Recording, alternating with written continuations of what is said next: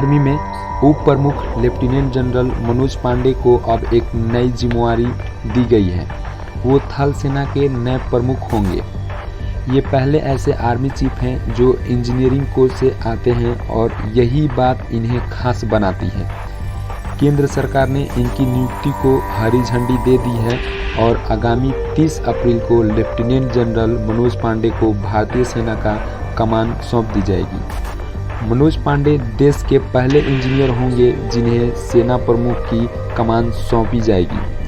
आपको बता दें, मौजूदा सेना प्रमुख एम एम नरवाने इसी महीने के आखिरी में रिटायर हो रहे हैं। एम एम नरवाने के बाद लेफ्टिनेंट जनरल मनोज पांडे ही सेना में सबसे वरिष्ठ अधिकारी हैं। जनरल नरवाने को चीफ ऑफ डिफेंस स्टाफ पद की रेस में सबसे आगे माना जा रहा है और कहा जा रहा है कि इनके रिटायर होने के बाद इन्हें सीडीएस बनाया जा सकता है। वही अब इनकी जगह पर नए थल सेना प्रमुख जो हैं वो होंगे lieutenant general Manoj Pande. Lieutenant general Manoj Pande 29वें देश के आर्मी चीफ होंगे और ऐसा पहली बार होगा कि देश को कोई इंजीनियर कोर्स से आर्मी चीफ मिल रहा हो। आइए अब जानते हैं लेफ्टिनेंट जनरल मनोज पांडे के बारे में विस्तार से, कब उन्होंने सेना ज्वाइन की और कब कब कहां तैनात रहे। जनरल पांडे को दिसंबर 1982 में core of engineers the Bombay sappers में नियुक्ति मिली थी। वो स्टाफ कॉलेज कैम्ब्रली ब्रिटेन से ग्रेजुएट हैं।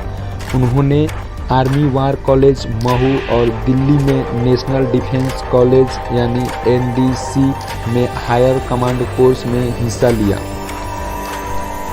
देश के लिए 39 वर्षों की विशिष्ट सेवा के दौरान पांडे ने ऑपरेशन पराक्रम में सक्रिय रूप से भाग लिया था। लेफ्टिनेंट जनरल मनोज पांडे ने 1 जून को पूर्वी सेना कमान के नए कमांडर यानी जनरल अफसर कमांडर इन चीफ के रूप में कार्यभार संभाला। ये कमांड पूर्वोत्तर राज्यों सिक्किम और अरुणाचल प्रदेश क्षेत्र में चीन के साथ एलएसी के रक्षा के लिए तैनात थे। इसका मुख्यालय कोलकाता में है। लेफ्टिनेंट जनरल पांडे पूर्वी कमांड के प्रमुख बनने से पहले अंडोबार और निकोबार के कमान से कमांडर इन चीफ भी रह चुके हैं। लेफ्टिनेंट जनरल पांडे ने 1 जून 2020 को पूर्वी सेना कमान के प्रमुख के रूप में कार्यभार संभाला था। उन्होंने लेफ्टिनेंट जनरल अनिल चौहान का स्थान लिया था, जो सेना में महत्वपूर्ण पदों पर 40 साल के सेवा के बाद 31 मई 2021 को सेवानिवृत्ति हो गए थे।